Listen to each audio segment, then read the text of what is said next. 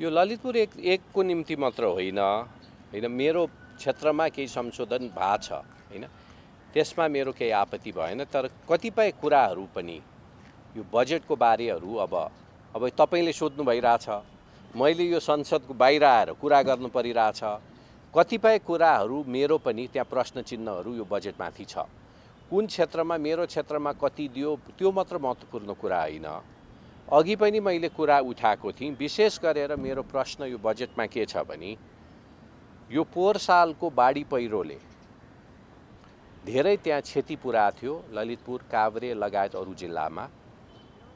प्राधिकरणले 1 करोड 1 खरब चान्चुनको क्षति छ भनेर त्यो पास गरिएको थियो।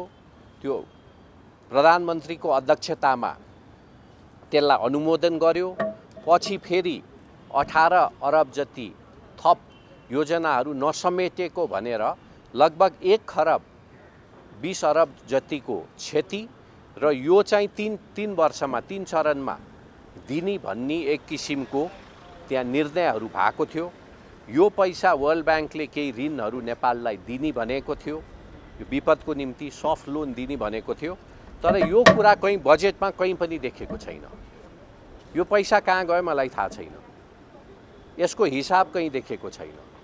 त्यसैले मेरो प्रश्न अब हाउसमा बोल्न पाएन हाम्रो अपोजिसन पार्टीहरूले, अब बोल्ने उहाँहरूले त नबोल्ने हामीलाई पनि बोल्न दिएको छैन, यहाँ आपत्ति त्यो भयो। तर मेरो मुख्य प्रश्न सरकारलाई, जुन गृह मन्त्रालय अन्तर्गत प्राधिकरणले जुन बजेट पास गरेर बोर्डमा हाम्रो प्रधानमन्त्रीको अध्यक्षतामा उप प्रधानमन्त्री तथा अर्थमन्त्री गृहमन्त्री उपस्थितिमा पास गरेको चिज अहिले बजेटमा किन केही देखेन? हामी जनतालाई, हामी सांसदहरूलाई र जनतालाई बेकुब मात्र बनाउने? खोइ मैले हाउसमा देखेँ, के अरे त्यो बजेटमा रिफ्लेक्सन भएको देखेको छुइनँ। फेरि यो तपाईँको विपदको निम्ति यो असार 11-12 को विपदको बाढी पहिरोको निम्ति हामीले ऋण लिएको छौँ, त्यो पैसा कहाँ गयो? विपद भनेर ऋण त्यो हाम्रो टाउको बेचेर, त्यहाँका जनताको टाउको बेचेर ऋण लिएको छ, त्यो अरू ठाउँमा त डाइभर्ट भएन। यो प्रश्न कहाँ उठाउने हामीले हाउस चल्न नपाएपछि? त्यसैले मेरो यो प्रश्न सरकारसँग पनि छ र यो मेरो आपत्ति विपक्षसँग पनि छ।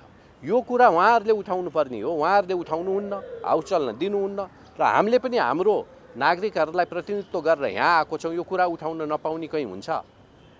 किन चाहिँ त्यसरी बजेटहरू कटौती हुन्छ अथवा जुन शीर्षकका लागि ल्याइएको त्यो अनुसारको बजेट बन्दैन? थाहा भएन मलाई। त्यही प्रश्न मैले तपाईँलाई होइन, अर्थमन्त्रीलाई सोध्नुपर्ने, गृहमन्त्रीलाई सोध्नुपर्ने, प्रधानमन्त्रीलाई सोध्नुपर्ने। यहाँ यो हाउस बाहिर आएर मैले सोध्नु परिरहेछ प्रश्न। तपाईँहरूले मलाई सोधिरहनु भएको छ, तपाईँहरूलाई जवाफ दिइरहेको छु। मैले त सभामुखको अगाडि बसेर यो कुरा त गर्न पाउनु पर्ने हो नि। जस्तो लामो समयदेखि गृहमन्त्रीको राजीनामा माग्दै प्रतिपक्ष दलहरूले सदन अवरुद्ध, आज पनि त्यही श्रृङ्खला चल्ने जस्तो देखिन्छ। कसरी हेर्नु भएको छ तपाईँले त्यो विषयलाई? अब तपाईँको हाम्रो पार्टीको स्ट्यान्ड क्लियर छ होइन। अहिले तपाईँको अनुसन्धानको क्रम अख्तियारले सुरु गर्नु पर्यो र मुख्य आरोपित गृहमन्त्री होइन, सहसचिव हो। र सहसचिव गृह मन्त्रालय अन्तर्गत भएको कारणले उहाँको पनि जोडिएको छ।